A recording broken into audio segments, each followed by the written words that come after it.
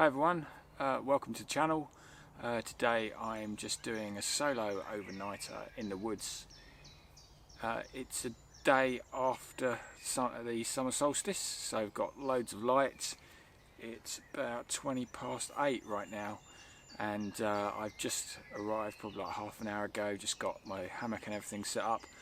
I'll show you that in a second. So I got here about half an hour ago. I've just been checking out, making sure everything's kind of as it should be, and I'm just going to get a fire going. I've got my hammock set up, I'll show you that in a minute. It's supposed to be a dry night tonight, so I'm just going to sleep without my tarp. I've got it to hand. I've not got my big tarp, I've just bought my super light. That's the DD super light tarp. It's a much smaller tarp, and I can just rig that really quickly because I've got the ridgeline set up as well. So I'm all set if it does rain, but pretty much I'm just going to chill out tonight. I'm just going to enjoy the peace and quiet of the woods with just me in them. So that should be pretty nice. I'm looking forward to it. A few bits I might talk about. Probably tomorrow morning I'm just going to talk about a few bits and pieces I got with me. A knife that I've just finished making, solar charger and a few other bits as well. But not a big one, just me chilling out really. So hope that's cool, hope you enjoy it. Stay tuned, enjoy the tranquility of the woods. So this is just my normal setup. This is my DD frontline hammock. I kind of have quite like a frontline XL. Tried one at the bushcraft show. It was nice and big and quite roomy, and for a big guy, yeah, that's kind of appealing, but for the extra money, still quite justify it, but we'll wait and see. Yeah, normal setup, DD frontline hammock, under blanket, down bag. Like I said, no tarp this time. Got my ridgeline set up just in case. Got the little DD tarp.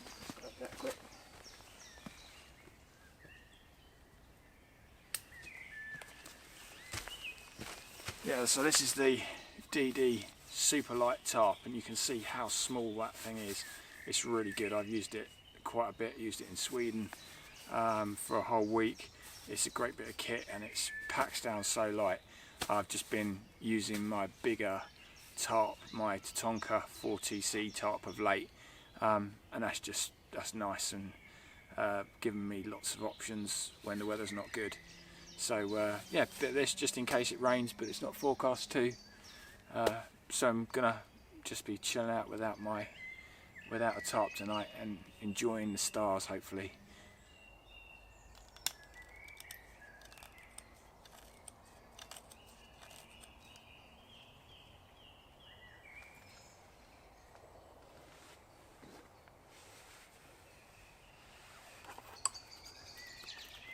So I got a bit of fat wood. This is a knife I've just finished, which is an antler one. Okay. Let's get some sticks on.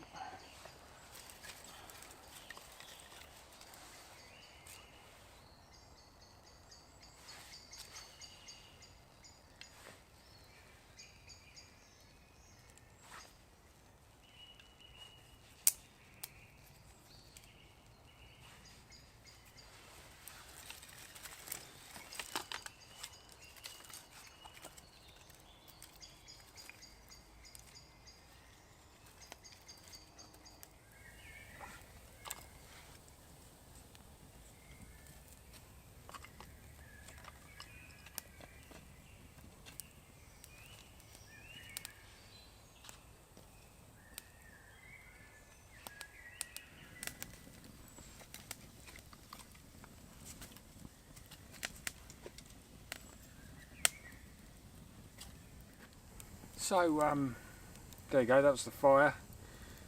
Went up pretty easy really. Just a bit of fat wood that I used. It's fat wood I gathered from this wood. It's great stuff. I'm a massive fan of fat wood. I've got to say, I mean, I love birch bark as well for fire lighting, but fat wood's amazing. I mean, just the time that you get, the length of time you get from it. Birch bark tends to burn pretty fast, but a bit of fat wood in there as well. This stuff just goes for ages. So let's talk about the knife. I've got a bunch of knives really. I've been given knives in the past, and I've made my own knives. I've bought blade blanks, and the last couple of knives that I've been making, well, my very first knife was from a blade blank, and the last one I've just finished, which is a Nesmuk knife, that was from a blank I've had for ages and just never got round to, and I'm going to show you that at some point as well in the future. But while I was doing that Nesmuk, I was also working on this knife, which is, I quite like it actually. I've got, like I said, I've got quite a few knives, and I wanted to make one from a Mora blade. You know, Moras are great knives. You know, you go to most survival schools or bushcraft schools, they're going to talk you and tell you that a Mora is all you need, and absolutely, that's pretty much all you do really need. But I think, you know, people want to personalise stuff. You want something a little bit nicer, something that you feel a bit of attachment to.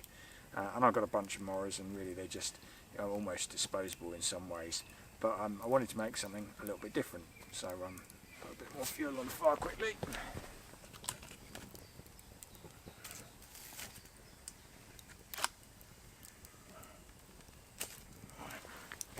Let's get that up and running. Yeah, so this is effectively a Mora Companion. One of the old ones, when it was originally branded, was Frost. It's Frost's Mora Swedish high carbon steel blade. I was given it in a pile of other knives, and it had a bit of a funny grind where whoever had had it before had tried to sharpen it and taken a big sort of chunk out of it.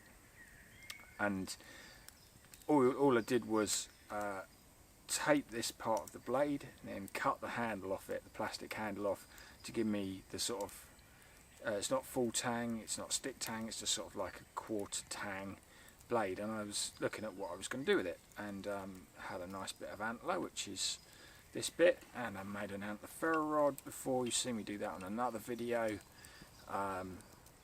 but this one, it felt nice, it felt right in the hand, this bit of antler.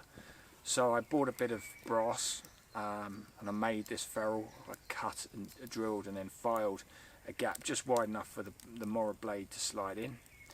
I made a couple of changes to the blade itself, so I flattened off the back. It was quite rough, and I wanted to use it use it on a ferro rod, as you saw, to light a fire. So I've done that as well. So that's the blade. That's the only real changes I made to the blade. Flatten off the back. Cut the handle off, make the bolster, drill and file a slot into the antler, and then epoxy resin the whole thing together. Made a leather sheath for it as well, with a dangler and a little ferro rod holder for this ferro rod, which I drilled a hole through as well and put a bit of elastic on. And I quite like it actually. I think it's quite a nice blade. It's maybe a little bit loose in the sheath, but just because of the way it sits, but it's just a bit different. And I've sort of looked at all the stuff I've got, and I've got loads of kit. You know, over the years I've been interested in bushcraft, I've accumulated loads of bits of equipment. Some of it I use, a lot of it I don't. Come on, fire. So I've got, you know, lots of different bits of kit. I think probably started out, as many people do, with the kind of army stuff. So I've got a bunch of ex-military bits of kit kicking around, and then slowly over the years I've just, you know, changed it, moved to hammocks, tried tarps, tents, bashers, winter camping with bivvy bags, loads of different stuff, and I really just need to use it more. So what I've said I'm going to do is, especially with knives, I'm going to just take out different knives with me. In this case, this is the first time I've got a backup knife, just in case something goes wrong, the blade snaps or the handle goes wrong or something like that. But, you know, I've got to push myself a little bit. I keep going to my usual stuff. Like I said, I only ever really bought one fully finished knife, which I bought at the show. This year I bought the TBS Armour Powercore knife. I just loved the feel of it, and the length of the blade was a bit shorter. and I'm going to rescue my fire before it goes out because it's not looking promising at the moment. So hold that thought, be back. Yeah, where was I? The fire was going out. Typical. Yeah, blades. Yeah, I'd only ever bought one blade, which was the TBS Puko, something like that it said. It's a nice knife, I'm quite pleased with it. I used it on my shelter building course with Woodland Ways the last weekend, and it did everything I wanted to do. I originally thought it was a bit fat, the 4mm wide blade, quite chunky. But actually, it was pretty good. Just a bit of a contrast to what I normally use, which is a bit of a thinner blade, but I did some battening with it, and it, you know, solid as can be. So pleased with that, really nice knife. So I'm gonna start using all the different knives that I've got, show you them as I go through. And today, really haven't got much going on in sort of campcraft or anything like that. I'm just gonna have the simple fire and sit around and chill out really. So not a lot to talk about, not much to say about this blade, but I like it. Quite rusticy sort of, don't know, just appeals. It's quite light, fits nice in the hand. It was a nice little project. Pleased about how it came out all in all. Leather sheath looks pretty good, I think. That's all made from scratch, hand dyed, hand stitched. Matching ferro rod. Yeah, it's a nice little thing. Pleased with it, and lights fires easily enough. So no complaints there, really. Yeah, good fun. All right, I'm gonna sit back and now actually chill out and enjoy the woods for a bit now and stop talking to you guys. But it's been really nice just to be out here. So stay tuned. I'll talk about some other stuff a bit later. Lying in my hammock, enjoying the woods, rocking gently to myself. Beautiful morning. Sun's just coming up over here. I can just see it. So it's not really up yet. It's not really hot at all. Hammock's only swinging, by the way, because I've just been moving around. Normally these things are really stable, especially if you sleep on the diagonal. I never feel sort of seasick or anything like that. Just, yeah, it's good.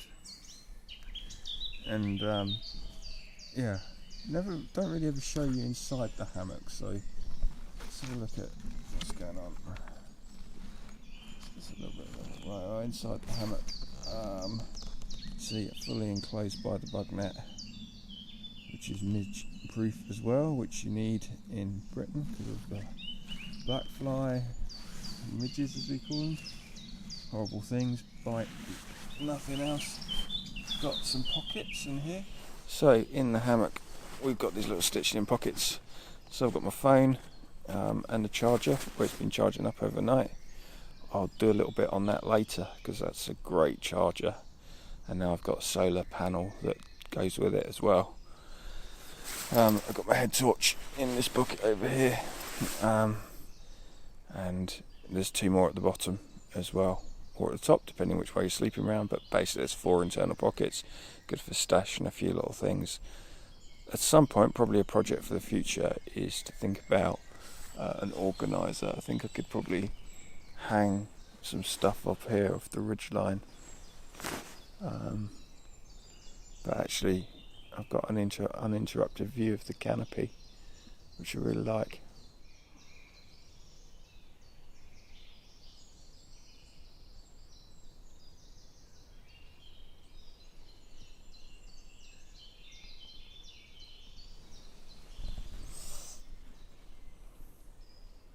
Morning, I'm going to get the fire going. I'm going to try and use some char dogs. Interestingly, got some eaten bits here. That I think is mice. So must have some mice around. Right, got some bits of very thin bits of looks like hazel. I'm going to have a go at making some feather sticks. I'm not brilliant at it, but be good practice, like I said, for my knife. So I'm going to have a go at making a few feather sticks.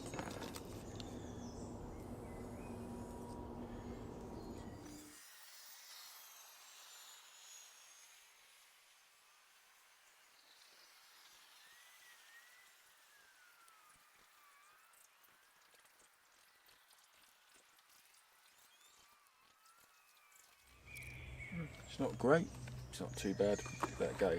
All these bits will go as well, so I'm just going to put those up on top of it. Pile them in.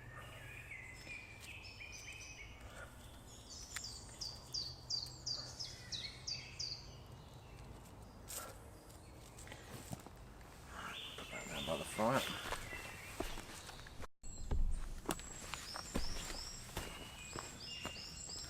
Right, I'm going to see, I've not had much luck with this before, see if I can spark into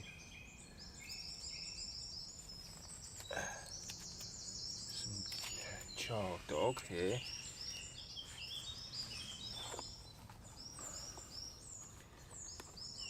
See if we can get it going from here.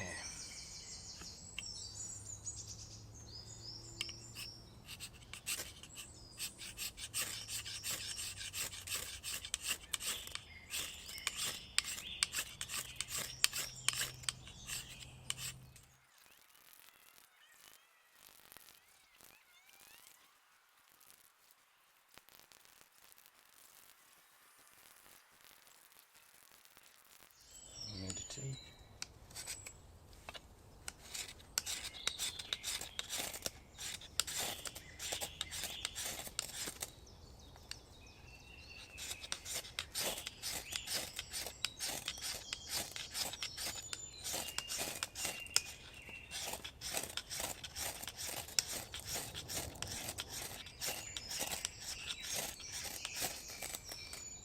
There we go.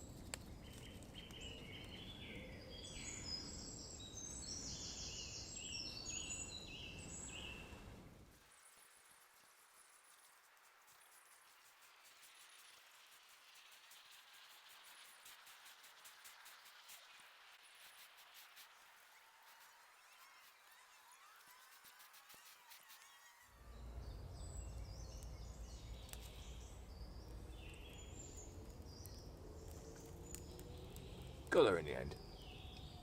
Try not to let this one go out this time though. Know what I did wrong? Didn't prepare enough stuff. I raced it. I rushed it. Should have got all my sticks ready, much smaller sticks than I had. Should have made the most of it when I got it going with the feather stick. But the feather stick put enough fuel into the char dog, got the char dog going. So digging around in all my stuff, found an old Trangier cook set that I've had, well, God knows how old it is. I think it's the one I had when I went travelling in '96.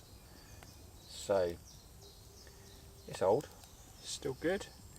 I thought I'd try the kettle out. Don't know if it'll work over a fire. Probably Trangier diehards are turning in comments about how I shouldn't be cooking on it, but you know, it's needed.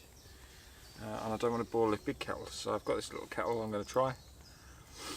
Give it a go. You can always clean it up. And to be fair, it's oxidised quite a bit anyway, the aluminium, so I've given it a really good scrub, but we'll give this a go as well. The fire's going nicely now. That's the thing about bushcraft, I think. If I was going to summarise it, it's about persistence. I didn't prepare properly. I didn't get enough feather sticks. I didn't have the right kind of fuel. I had too big a grade of fuel for what the little fire could cope with. Which is always the thing, you always rush, don't you? And fire finds all the faults, which is exactly what happened with this one.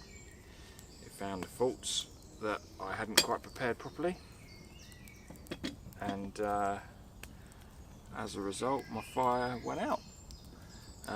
So what I managed to light the feather sticks, and the feather sticks didn't light the rest of the fuel properly because I didn't have the right type. But I did manage to light a char dog, and from a char dog I was able to get that fire going enough that I could then put the fuel on, and the heat from the charcoal got the rest of the little sticks going, and as you can see from there we got a fire. So here we are, one fire, one kettle, happy days.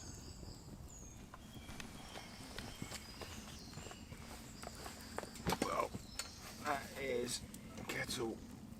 Oh, just top that up a little bit. That was really quick. So that's cool. Not used it before, quite like that. Little kettle's quite good. Handle gets a bit hot, hence why the glove. But then that's aluminium for you, conducts heat very well. Even with the little thermal,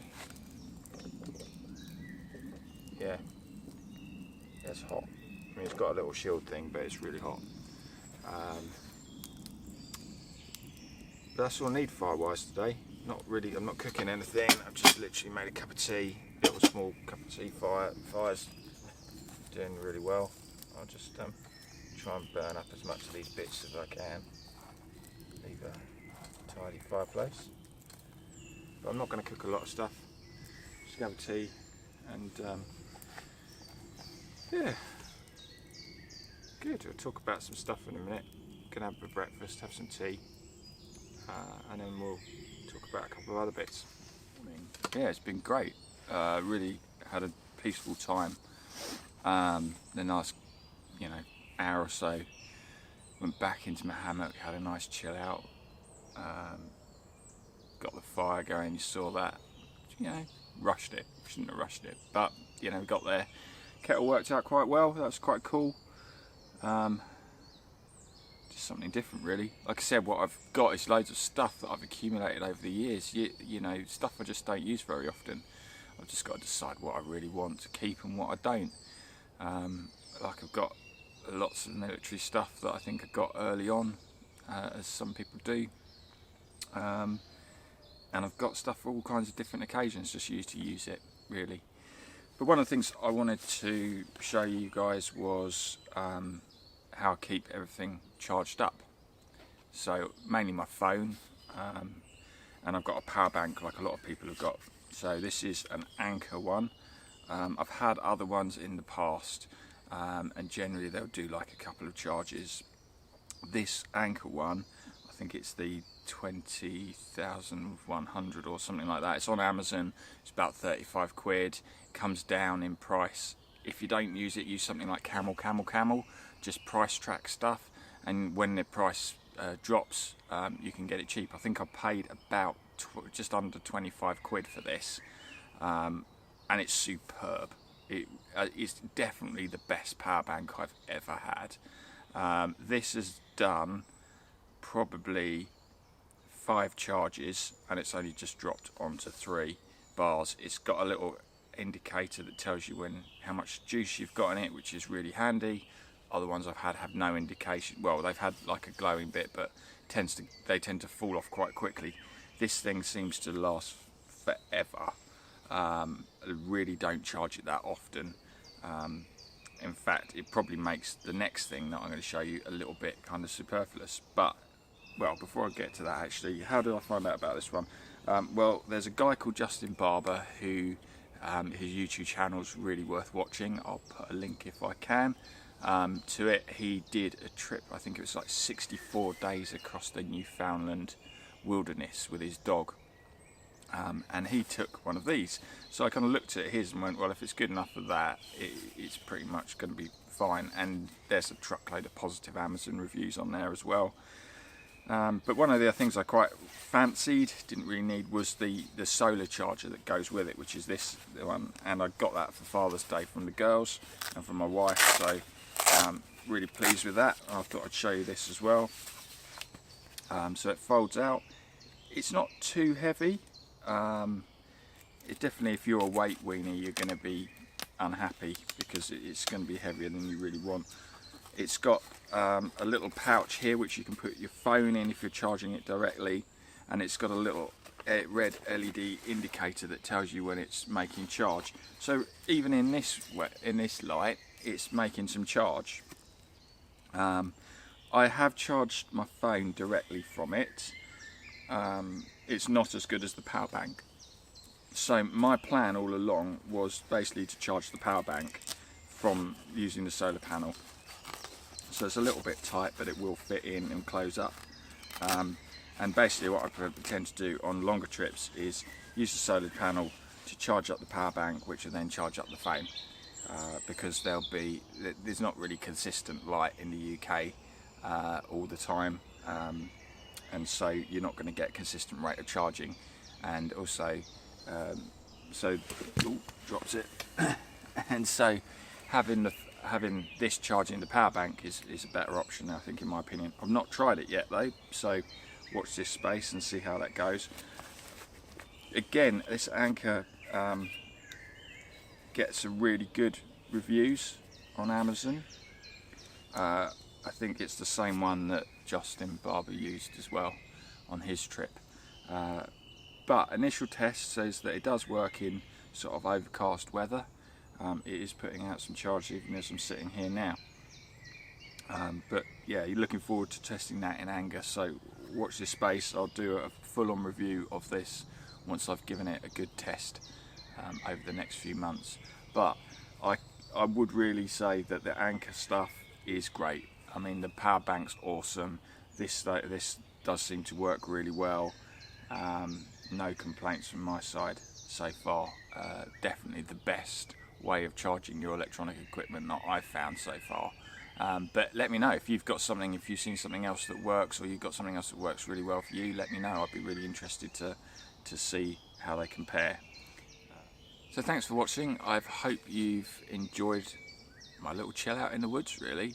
I've not done a huge amount. There's not very impressive stuff to show anybody, but I've really enjoyed the peace and quiet of the woods, and I hope you have too.